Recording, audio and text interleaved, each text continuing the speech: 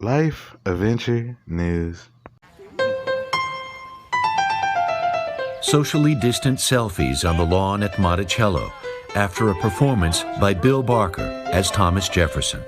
Inalienable rights come from nature and nature's God. They're not given to man by any government or any ruler. We're all born free. Jefferson, who penned the Declaration of Independence, was learned, brilliant, and the epitome of paradox, for in his lifetime he owned more than 600 slaves. Here it is, black and white. Never thought we would ever see that happen. Sally Hemings had 6 children, fathered by Thomas Jefferson. Brenda Yurkowski, her daughter Madeline, and nieces Katie and Catherine have serious family ties here. They are descendants of Thomas Jefferson and slave Sally Hemings. Are you proud to be a Hemings? I'm proud, very proud. It tells a story about our family. It connects us to our ancestors. It brings light and life to the enslaved families here. Jefferson's place in their family history is the source of continual debate. His legacy is very much alive. Do you think there's a connection between the protests that are happening now and what happened here a couple hundred years ago? Absolutely. Us growing up here in Monticello, we were saying, these slave families mattered to this property, to, when you come and look at all of Jefferson's accomplishments, these people matter. And right now, the movement is Black Lives Matter. Brenda believes Jefferson was a hypocrite. I just don't think that he really truly believed that all men were created equal. Jefferson declared slavery a moral depravity and a hideous blot, yet was often silent when it came to either personal or political action. People like to say Jefferson built his house. No. Enslaved people built his house. Children helped build his house. And if you look closely, you can see the fingerprints, the indentations that the children made when they were making bricks. Gail Jessup White is a descendant of Hemings and Jefferson and is on the staff at Monticello. I get really emotional when I think about the work we do. I would argue that the people enslaved here are just important to the American narrative as Thomas Jefferson. Well-spaced visitors are welcome at Monticello. The Simmons family came from Washington, D.C.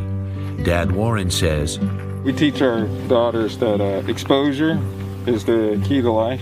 And Mom Lisa adds, even if that hurts. To see the beauty and to see the pain of a plantation, to be it, to feel it, to see it, versus just seeing it in a book. Just down the hill from Jefferson's mansion, Nia Bates, the head of African American history here, shows us a restored slave dwelling.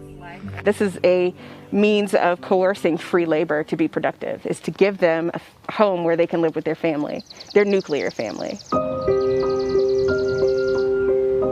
A nuclear family where each person was an asset to be used or traded or sold.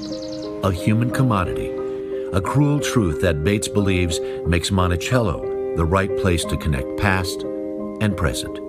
I think plantations are a unique space in that people really need to come see it. They need to grapple with the realities of what 400 years of enslavement did to our country. Because it's not comfortable, it's not easy, it's hard work, but it's necessary. And because Jefferson was such a meticulous keeper of his records, we know the names of all the 600 plus people who were enslaved here. And in the not too distant future, there will be a contemplative site just down the hill here where all of those names will be displayed and where people can come and see them and read them and know even better the history of this place.